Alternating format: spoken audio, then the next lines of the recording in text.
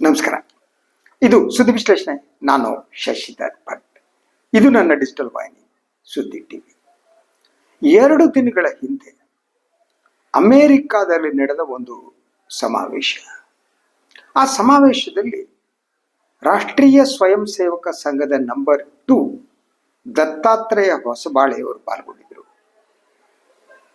ನಾನು ಈ ಬಗ್ಗೆ ಮಾತನಾಡಿದ್ದೆ.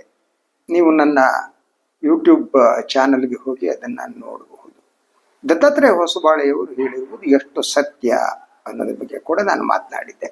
ಅದರ ಜೊತೆಗೆ ಅವರು ಕ್ಲೇಮ್ ಮಾಡ್ಕೊಂಡಿದ್ದೇನೇನೋ ನಾವು ವಿಶ್ಲೇಷಣೆ ಮಾಡಿದ್ದೆ. ಹಾಗೇನೆ ಅದೇ ಸಮಾವೇಶದಲ್ಲಿ ರಾಮ್ ಮಾಧವ್ ಅವರು ಕೂಡ ಪಾಲ್ಗೊಂಡಿದ್ದರು. ರಾಮ್ ಮಾಧವ್ ಗೊತ್ತಲ್ಲ, ಅವರು RSSನ ಈ ನೀತಿ ನಿರೂಪಣೆಯಲ್ಲಿ ಬಹಳ ಮಹತ್ವದ ಪಾತ್ರವನ್ನು ವಹಿಸುವವರು. ಸೊ ಇವರಿಬ್ಬರು ಅಲ್ಲಿ ಆಡುವ ಮಾತು ಮತ್ತು ಆ ಸಮಾವೇಶದ ಕೆಲವು ವಿಷಯಗಳನ್ನ ನೋಡಿದಾಗ ನನಗೆ ಮತ್ತೆ ಆ ಬಗ್ಗೆ ಮಾತನಾಡುವ ಅನಿವಾರ್ಯತೆ ಒದಗಿತು. ಅದೇನು ಅಂತಂದ್ರೆ, ಸೊ ಅಲ್ಲಿ ಮಾಡಲಾದ ಕೆಲವೊಂದು ಕ್ಲೇಮ್ಗಳೇನಿವೆ ಅದು ಎಷ್ಟು ಸತ್ಯ ಎಷ್ಟು ಸುಳ್ಳು. ರಾಮ್ ಮಾಧವ್ ಮತ್ತು ದತ್ತಾತ್ರೇಯ ಹೊಸಬಾಳೆ ಏನನ್ನು ಹೇಳುವುದಕ್ಕೆ ಹೊರಟಿದ್ದಾರೆ, ಅವರು ಇತಿಹಾಸವನ್ನ ಸರಿಯಾಗಿ ಮಂಡಿಸಿದ್ದಾರೋ ಅಥವಾ ತಮಗೆ ಬೇಕಾದ ಹಾಗೆ ತಿರುಚಿದ್ದಾರೋ. ಸೊ ನಾನು ಅವ್ರು ಹೇಳಿರುವ ಮಾತಿನ ಬಗ್ಗೆ ಇವತ್ತು ಮಾತಾಡ್ತಾ ಇದ್ದೀನಿ. ಅದು ಅವ್ರು ಹೇಳಿದ್ದು, ಭಾರತೀಯ ಅರಸರುಗಳೇನಿದ್ದಾರೆ, ಸಾಮ್ರಾಟರುಗಳೇನಿದ್ದಾರೆ, ಅವರು ಎಂದೂ ಕೂಡ ಬೇರೆ ದೇಶದವರ ಮೇಲೆ ದಾಳಿ ಮಾಡಲೇ ಇಲ್ಲ. ಭಾರತ ಬೇರೆ ದೇಶದ ಮೇಲೆ ದಾಳಿ ಮಾಡುವುದನ್ನು ನಂಬುವುದಿಲ್ಲ, ದಾಳಿ ಮಾಡಲ್ಲ. ಈ ಹೇಳಿಕೆ ಸತ್ಯನ ಸುಳ್ಳ? ಅದು ಸುಳ್ಳಾಗಿದ್ರೆ ಹೇಗೆ ಸುಳ್ಳು, ಸತ್ಯ ದೂರ ಆಗಿದ್ರೆ ಹೇಗೆ ಸತ್ಯ ದೂರ ಆಗಿದೆ? ಸೊ ಈ ಬಗ್ಗೆ ನಾನು ಕೆಲವು ಮಾಹಿತಿಗಳನ್ನ ಸಂಗ್ರಹಿಸಿದ್ದೀನಿ, ಅದನ್ನ ಹೇಳ್ತಾ ಹೋಗ್ತೇನೆ. ಸೊ ಮೊದಲನೇದಾಗಿ ಯು ಸಿ ದಟ್, ನೀವು ಚೋಳ ಸಾಮ್ರಾಜ್ಯವನ್ನ ತೆಗೆದುಕೊಳ್ಳಿ. ಅದು ಯು ಸಿ ದಟ್ 10ರಿಂದ 11ನೇ ಶತಮಾನ ರಾಜರಾಜ ಚೋಳ ಅಥವಾ ರಾಜೇಂದ್ರ ಚೋಳ ಅಂತ ಹೇಳ್ತಾರೆ. ಅವರು ಶ್ರೀಲಂಕಾದ ದೊಡ್ಡ ಭಾಗವನ್ನ ಆಕ್ರಮಿಸಿದರು. ಮಾಲ್ದೀವ್ಸ್ ಕೂಡ ರಾಜರಾಜ ಚೋಳರ ಆಳ್ವಿಕೆ ಒಳಪಟ್ಟಿತ್ತು. ದಕ್ಷಿಣ ಪೂರ್ವ ಏಷ್ಯಾದ ಶ್ರೀವಿಜಯ ಅಂದರೆ ಇಂದಿನ ಇಂಡೋನೇಷ್ಯಾ, ಮಲೇಷ್ಯಾ ಭಾಗಗಳ ಮೇಲೆ ಕೂಡ ನೌಕಾದಾಳಿ ನಡೆಸಿದವರು ರಾಜರಾಜ ಚೋಳ.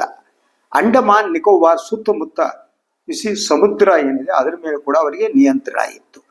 ಸೊ ರಾಜೇಂದ್ರ ಚೋಳರ ನೌಕಾಪಡೆ ಇದೆಯಲ್ಲ, ಅದು ದಕ್ಷಿಣ ಪೂರ್ವ ಏಷ್ಯಾ ತನಕ ದಾಳಿ ನಡೆಸಿದ್ದು ಭಾರತ ಇತಿಹಾಸದಲ್ಲಿ ಅತಿ ದೊಡ್ಡ ಸಮುದ್ರಾಧಾರಿತ ವಿಸ್ತರಣೆಗಳಲ್ಲಿ ಒಂದು. ಇದು ಇತಿಹಾಸದ ಭಾಗ. ಸೊ ಇನ್ನು ಮೌರ್ಯ ಸಾಮ್ರಾಜ್ಯಕ್ಕೆ ಬಂದರೆ, ಚಂದ್ರಗುಪ್ತ ಮೌರ್ಯ ಅವರು ಕ್ರಿಸ್ತಪೂರ್ವ 4ನೇ ಶತಮಾನ. ಅವರು ಈ ಮಹಾರಾಜ ಅಫ್ಘಾನಿಸ್ತಾನದ ಭಾಗಗಳು, ಅರೋಕೋಸಿಯಾ, ಗಾಂಧಾರ, ಬಲೂಚಿಸ್ತಾನದ ಭಾಗಗಳು, ಸೆಲ್ಯೂಕಸ್ ನಿಕೇಟರ್ ಜೊತೆಗಿನ ಒಪ್ಪಂದದ ನಂತರ ಇಂದಿನ ಅಫ್ಘಾನಿಸ್ತಾನದ ಹಲವು ಪ್ರದೇಶಗಳನ್ನ ಚಂದ್ರಗುಪ್ತ ಮೌರ್ಯ ತಮ್ಮ ಆಳ್ವಿಕೆಗೆ ಒಳಪಡಿಸಿದ್ದು. ಸೊ ಇದು ಭಾರತೀಯ ಉಪಖಂಡದ ಪಶ್ಚಿಮ ಗಡಿಯನ್ನ ಮೀರಿ ಮಧ್ಯ ಏಷ್ಯಾ ಪ್ರವೇಶದ ದಿಕ್ಕಿನ ಪ್ರದೇಶಗಳು. ಇನ್ನು ಕುಶಾಣ ಸಾಮ್ರಾಜ್ಯ, ಅದಕ್ಕೆ ಕನಿಷ್ಕ ಸಾಮ್ರಾಜ್ಯ ಅಂತಲೂ ಕರೀತಾರೆ, ಇದು 2ನೇ ಶತಮಾನ. ಸೊ ಇವರು ಉತ್ತರ ಭಾರತ, ಅಫ್ಘಾನಿಸ್ತಾನ, ಮಧ್ಯ ಏಷ್ಯಾದ ಕೆಲವು ಭಾಗಗಳೇನಿವೆ ಅಲ್ಲಿಯವರೆಗೂ ಇವರು ಸಾಮ್ರಾಜ್ಯವನ್ನ ಇವರು ವಿಸ್ತರಿಸಿದ್ರು. ಕುಶಾಣರು ಮೂಲತಃ ಮಧ್ಯ ಏಷ್ಯಾದ ಮೂಲದವರಾಗಿದ್ರು ಕೂಡ ಭಾರತದಿಂದ ಆಡಳಿತ ನಡೆಸಿ ಹೊರಗಿನ ಪ್ರದೇಶಗಳ ಒಳಗೊಂಡ ಒಂದು ಸಾಮ್ರಾಜ್ಯವನ್ನ ನಿರ್ಮಿಸಿದ್ರು. ಇನ್ನು ಗುಪ್ತರು ಬಂದು, ಎಸ್ಪೆಷಲಿ ಸಮುದ್ರಗುಪ್ತ, ಅದು ಕಾಲಸುಮಾರು 4ನೇ ಶತಮಾನ. ಸೊ ಅವರು ನೇಪಾಳ, ದಕ್ಷಿಣ ಏಷ್ಯಾದ ಹಲವೆಡೆ ಅವರು ಅಧೀನಪಡಿಸ್ಕೊಂಡಿದ್ರು. ಒಟ್ಟೇ ಅಲ್ಲ, ಇದರ ಪ್ರಕಾರ ಚೀನಾದವರೆಗೆ ಸಮುದ್ರಗುಪ್ತ ದಾಳಿ ನಡೆಸಿದ ಇತಿಹಾಸ ಇದೆ. ಸೊ ಸಮುದ್ರಗುಪ್ತನ ದಿಗ್ವಿಜಯ ಹೆಚ್ಚು ರಾಜಕೀಯ ಆಧಿಪತ್ಯವನ್ನು ಒಳಗೊಂಡಿತ್ತು, ಆದರೆ ನೇರವಾದ ಆಡಳಿತವನ್ನಿಟ್ಟಿಲ್ಲ. ಚೀನಾದವರೆಗೂ ಕೂಡ ಸಮುದ್ರಗುಪ್ತ ಮುಂದುವರಿದ್ದರು. ಇನ್ನು ಮೊಘಲ್ ಸಾಮ್ರಾಜ್ಯ ಬಂದರೆ ಅಕ್ಬರ್, ಔರಂಗಜೇಬ್ ಗೊತ್ತಿದೆ, ಅವರು ಕಂದಹಾರ, ಅಫ್ಘಾನಿಸ್ತಾನದ ಮೇಲೆ ಕೂಡ ಅವರು ನಿಯಂತ್ರಣ ಹೊಂದಿದ್ರು. ಇನ್ನು ಮರಾಠ ಸಾಮ್ರಾಜ್ಯಕ್ಕೆ ಬನ್ನಿ. ಸೊ ಮರಾಠ ಸಾಮ್ರಾಜ್ಯ ಇಂದಿನ ಪಾಕಿಸ್ತಾನದ ಅಟ್ಟಕ್ಕೆ ದಾಟಿ ಪೇಶಾವರ ದಾಟಿ ಅಲ್ಲಿಯವರೆಗೆ ಮರಾಠ ಸಾಮ್ರಾಜ್ಯ ಇತ್ತು. ಇನ್ನು ಅತ್ಯಂತ ಯಶಸ್ವಿ ವಿದೇಶಿ ವಿಸ್ತರಣೆ ಯಾರ್ದು ಅಂತ ಪ್ರಶ್ನೆಯನ್ನು ಕೇಳಿದ್ರೆ ಮತ್ತೆ ಯಥಾ ಪ್ರಕಾರ ಚೋಳರ ಬಗ್ಗೆನೆ ನಾವು ಮಾತನಾಡಬೇಕಾಗತ್ತೆ. ಭಾರತದ ಹೊರಗೆ ಸ್ಪಷ್ಟ ಸೈನಿಕ ವಿಸ್ತರಣೆ ಮಾಡಿದ ಪ್ರಮುಖ ಭಾರತೀಯ ಸಾಮ್ರಾಟರುಗಳೆಂದರೆ ರಾಜೇಂದ್ರ ಚೋಳ ಒಂದು, ಶ್ರೀಲಂಕಾ ಶ್ರೀ ವಿಜಯದವರೆಗೆ, ಚಂದ್ರಗುಪ್ತ ಮೌರ್ಯ, ಸಮುದ್ರಗುಪ್ತ, ಮೊಘಲರು ಮತ್ತು ಮರಾಠರು. ಸೊ ಆದರೆ ಚೋಳರು ಏನ್ ಮಾಡಿದ್ರು, ಸಮುದ್ರದಾಚೆ ದಾಳಿ ಮಾಡ್ತಾ ವಿದೇಶಿ ಪ್ರದೇಶಗಳ ಮೇಲೆ ಸ್ಪಷ್ಟ ಸೈನಿಕ ಹಿಡಿತವನ್ನ ಹೊಂದಿದ್ರು. ಆದರೆ ಮೌರ್ಯರು ಸಮುದ್ರದ ಮಾರ್ಗವನ್ನ ಅವಲಂಬಿಸಲು ಭೂಮಾರ್ಗದ ಮೂಲಕ ವಿಸ್ತರಣೆ ಮಾಡಿದ್ರು. ಸೊ ಇದು ಬಹಳ ಮಹತ್ವದ ಅಂಶ. ಸೊ ಇನ್ನು ಇವರ ಹೇಳಿಕೆ ಅಂತ ಬರೋಣ.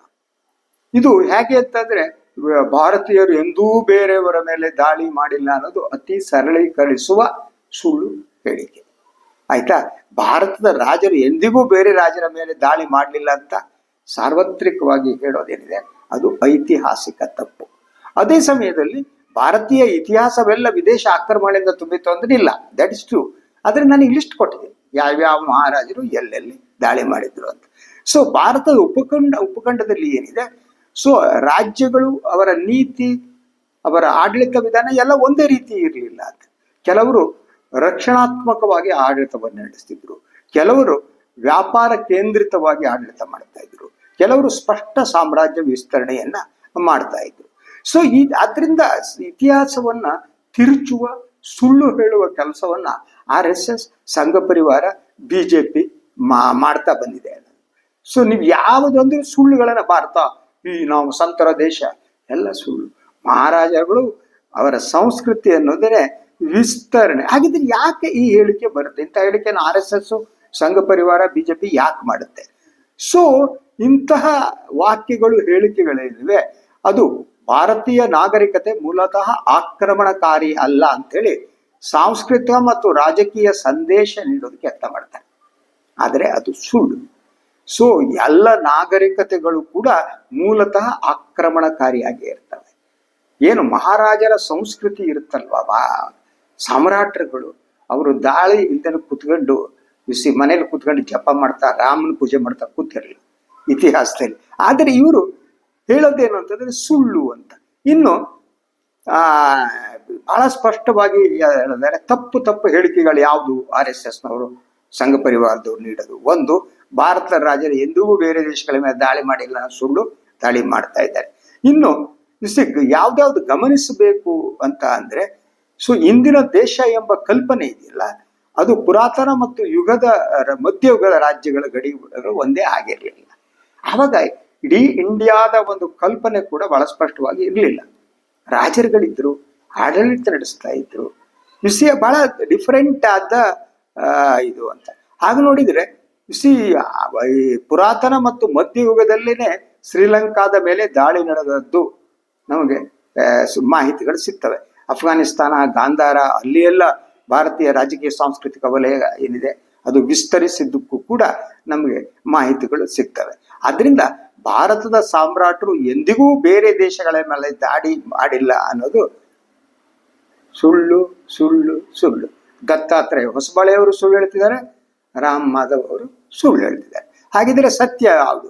ಒಂದು, ಚೋಳರು ವಿದೇಶಿ ದಾಳಿ ಮಾಡಿದ್ರು, ಮೌರ್ಯರು ಗಡಿಮೀರಿ ವಿಸ್ತರಣೆ ಮಾಡಿದ್ರು, ಮರಾಠರು ಗಡಿಮೀರಿ ಸೈನಿಕ ಪ್ರಭಾವವನ್ನು ಹೊಂದಿದ್ರು. ಎಲ್ಲ ಭಾರತೀಯ ರಾಜರುಗಳು ಒಂದೇ ರೀತಿ ಇರಲಿಲ್ಲ. ಇದು ಬಹಳ ಮುಖ್ಯವಾದ. ಆದರೆ RSS ಇಡೀ ಭಾರತೀಯ ಸಂಸ್ಕೃತಿ ಮತ್ತು ನಾಗರಿಕತೆಯನ್ನ ಅದು ತಪ್ಪು ವ್ಯಾಖ್ಯಾನ ಮಾಡ್ತಾ ಇದೆ. ತಪ್ಪು ವ್ಯಾಖ್ಯಾನ ಮಾಡ್ತಾ ಒಂದು ಡಿಫ್ರೆಂಟ್ ಆದ ನೆರೇಟಿವ್ಸ್ ಅನ್ನು ಕೊಡೋದಕ್ಕೆ ಯತ್ನ ಮಾಡ್ತಾರೆ. ಆದರೆ ವಿಶ್ವದ ಎಲ್ಲ ಸಾಮ್ರಾಜ್ಯಗಳಲ್ಲಿ ಇದ್ದಂಥ ಸಾಮ್ರಾಟರಿಗಾರಲ್ಲ, ಅವರು ಒಂದು ರೀತಿಯಲ್ಲಿ ಸರ್ವಾಧಿಕಾರಿಗಳೇ ಆಗಿದ್ರು. ಅವರು ತಮಗೆ ಏನ್ ಬೇಕೋ ಅದನ್ನು ಮಾಡ್ತಿದ್ರು. ಆಯ್ತಾ? ಅಲ್ಲಿ ಕೆಲವರು ಜನಪರವಾದ ರಾಜರುಗಳು ಇದ್ರೆ, ಕೆಲವರು ವಿಸ್ತರಣಾವಾದಿಗಳಾಗಿದ್ದರು. ತಮ್ಮ ಸಾಮ್ರಾಜ್ಯವನ್ನು ವಿಸ್ತರಿಸುವುದಕ್ಕೆ ಏನೇನು ಬೇಕೋ ಎಲ್ಲವನ್ನು ಮಾಡ್ತಾ ಇದ್ರು. ಸೊ ಆದ್ರಿಂದ ಇವತ್ತಿನ ಕಾಲಘಟ್ಟದಲ್ಲಿ ನಿಂತು ಇತಿಹಾಸವನ್ನ ಒಂದು ರಮ್ಯ ಕ್ಯಾನ್ವಾಸ್ನಲ್ಲಿ ನೀಡುವಂತಹದ್ದು ಮತ್ತು ನಮ್ಮ ಸಂಸ್ಕೃತಿಯೇ ವಿಶ್ವದಲ್ಲಿ ನಂಬರ್ 1 ಅಂತ ಸುಳ್ಳು ಹೇಳುವಂಥದ್ದು. ಯಾವುದೇ ನಾಗರಿಕತೆಗಳು ನಂಬರ್ 1 ಅಲ್ಲ, ಯಾವುದೇ ನಾಗರಿಕತೆ ನಂಬರ್ 2 ಅಲ್ಲ. ಆಯಾಯ ಕಾಲಘಟ್ಟದಲ್ಲಿ ಪುರಾತನ ನಾಗರಿಕತೆಗಳು ಬೆಳೆದು ಬಂದಿವೆ. ಈಜಿಪ್ಟ್ ನಾಗರಿಕತೆ, ಪರ್ಷಿಯನ್ ನಾಗರಿಕತೆ, ಗ್ರೀಕ್ ನಾಗರಿಕತೆ, ಹೀಗೆ ನಾಗರಿಕತೆಗಳೇ ಬೆಳೆದು ಬಂದಿವೆ. ಅಲ್ಲಿದ್ದಂಥ ಮಹಾರಾಜರು ಕೆಲವರು ಜನಪರವರು, ಕೆಲವರು ಕ್ರೂರಿಗಳು ಆಗಿದ್ರು, ಕೆಲವರು ತಮ್ಮ ರಾಜ್ಯವನ್ನು ಮಾತ್ರ ನೋಡುತ್ತಾ ಆಕ್ರಮಣಶೀಲ ಮನಸ್ಥಿತಿ ಕೆಲವರಿಗೆ ಇರಲಿಲ್ಲ, ಕೆಲವರಿಗೆ ಆಕ್ರಮಣಶೀಲ ಮನಸ್ಥಿತಿ ಇತ್ತು.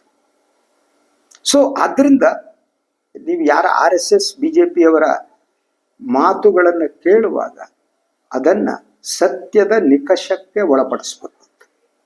ಅವರ ಹೇಳಿದ ತಕ್ಷಣ ಒಪ್ಪುವುದಿದೆಯಲ್ಲ, ಅದು ತಪ್ಪು. ಅದನ್ನ ಪ್ರಶ್ನಿಸಬೇಕು. ಇವತ್ತು ನೀವು ಇತಿಹಾಸವನ್ನ ನೀವು ಎಲ್ಲಿ ಬೇಕಾದರೂ ಮಾಹಿತಿಯನ್ನು ಪಡ್ಕೋಬಹುದು, ನಮಗೆ ಮಾಹಿತಿ ಸಿಗುತ್ತೆ. ಅದರಿಂದ ಮಾಹಿತಿಯನ್ನು ಪಡೆಯದೆ ಏನೋ ಶಂಕದಿಂದ ಬಂದು ತೀರ್ಥ ಅನ್ನುವಾಗಿ RSS BJP ಹೇಳುವುದೇ ಮಹಾನ್ ಸತ್ಯ ಅಂದ್ಕೊಂಡು ನಂಬ್ಕೊಂಡಿದ್ರೆ ನಿಮ್ಮಂಥ ಮೂರ್ಖರು ಅಯೋಗ್ಯರು ಯಾರೂ ಇಲ್ಲ. ಅದರಿಂದ ಆಕ್ರಮಣಶೀಲತೆಯ ಬಗ್ಗೆ ಸಂಘ ಪರಿವಾರ ಏನು ಒಂದು ನೆರೆಟಿವ್ಸ್ ಕೊಡ್ತಾ ಇದೆ ಅದು ಸುಳ್ಳು. ಇದು ಇವತ್ತಿನ ಸುದ್ದಿ ವಿಶ್ಲೇಷಣೆ. ಇನ್ನೊಂದು ವಿಚಾರದಂಗೆ ಮತ್ತೆ ಬರ್ತೀನಿ. ನಾನು ಲೈಕ್ ಮಾಡಿ, ಸಬ್ಸ್ಕ್ರೈಬ್ ಮಾಡಿ, ಬೆಲ್ ಐಕಾನ್ ಪ್ರೆಸ್ ಮಾಡೋದಕ್ಕೆ ಮರಿಬೇಡಿ. ಹಾಗೆಯೇ ಸಾಧ್ಯ ಆದರೆ ಸಹಾಯ ಮಾಡಿ. ಸ್ವತಂತ್ರ ಪತ್ರಿಕೋದ್ಯಮವನ್ನು ಉಳಿಸಿ ನನ್ನನ್ನು ಆಶೀರ್ವದಿಸಿ. ಎಲ್ಲರಿಗೂ ನಮಸ್ಕಾರ.